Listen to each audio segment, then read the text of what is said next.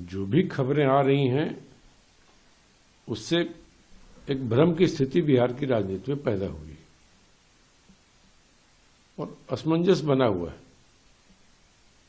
कोई स्थिति को स्पष्ट नहीं कर रहा है आखिर ये वजह क्यों बन गई है। जो खबरें आ रही हैं उस हिसाब से तो लगता है कि नीतीश जी फिर पाला बदलेंगे। जदयू की तरफ से कोई क्लैरिफिकेशन नहीं आ रहा है, भ्रम को दूर करने की कोई कोशिशें नहीं हो रही हैं।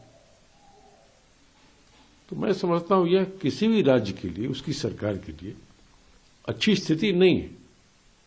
कभी उधर ऐसे माहौल में तो विश्वसनीयता की कमी हो जाती है, जो हो गई है बिहार में।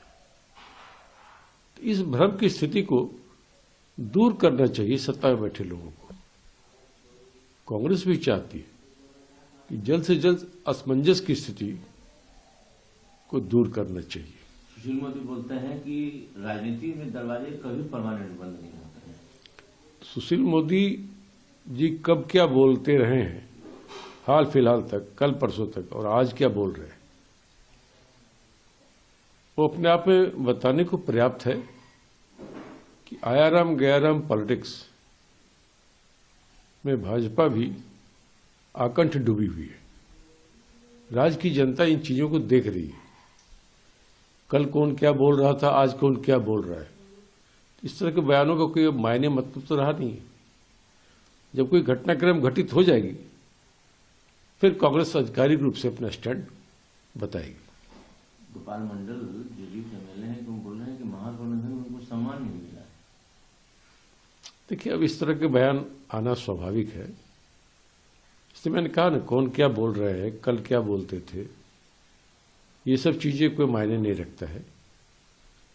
मायने रखेगा मुख्यमंत्री नीतीश कुमार जी के उठाए गए कदम और उनके बयान, जिसकी प्रतीक्षा राज्य की जनता कर रही है कि आखिर नीतीश जी अपना चुप्पी क्यों नहीं तोड़ रहे।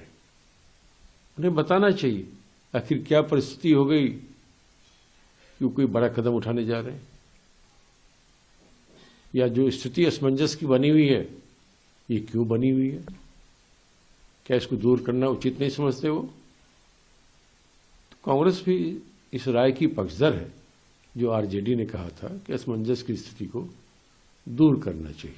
अखिलेश यादव बोलते हैं कि अगर वो इंडी लास्ट could have become the prime minister. कि अपना अपना विचार है, उन्होंने अपना मंतव्य दिया है। हम लोग भी तो बहुत कुछ उनको प्रमुखता देकर ही काम कर रहे थे।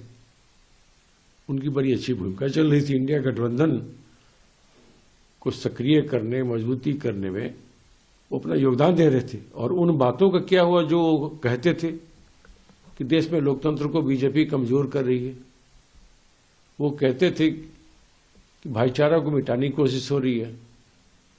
नीतीश जी का ही बयान हाल फिलहाल तक आता था कि बीजेपी और बीजेपी की जो राजनीति है वो लोगों में दूरियां बढ़ा रहा है।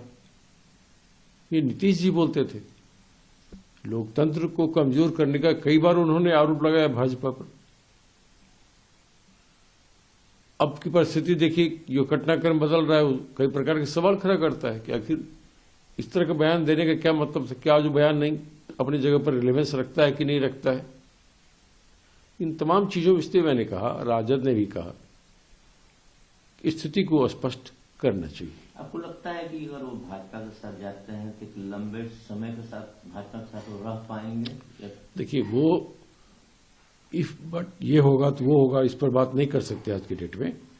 जब तक कोई घटनाक्रम आकार नहीं ले लेता है, कांग्रेस इस संबंध में कुछ भी बोलना नहीं चाहती। हमारे नजर में नीतीश जी आज भी इंडिया गठबंधन के साथ जुड़े हैं और हमारे गठबंधन के प्रमुख नेता हैं।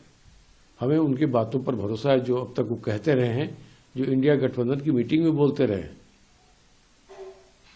जब तक कोई निर्णय या कोई कदम स्वयं नीतीश जी नहीं उठाते हैं तब तक कुछ भी आधिकारिक तौर पर हम नहीं बोलेंगे। हम सिर्फ इतना ही कह सकते हैं कि नीतीश जी हमारे गठबंधन के आज भी इस समय तक हिस्सा बने हुए हैं। कल हाईटी पार्टी थी, तेजस्वी यादव पार्टी में नहीं गए, गवर्नर के यहाँ। ये तो पुरानी बात हो गई है। गवर्नर साहब के द्वारा दी गई पार्टी थी जो गणतंत्र दिवस पे आता है, तो वो कौन उसमें आए नहीं गए, ये वही लोग बताएंगे ना जो उसमें गए और जो उसमें नहीं गए। उससे मेरा बोलना उचित नहीं। नमस्कार, मैं हूं मानक गुप्ता। अगर आपको हमारा ये वीडियो पसंद आया हो तो इसे लाइक और शेयर जरूर करें, और हां, हमें सब्सक्राइब और फॉलो करना ना भूलें ताकि आप देश और दुनिया की कोई खबर मिस ना करें। तो जुड़े रहिए हमारे साथ और देखते रहिए News 24।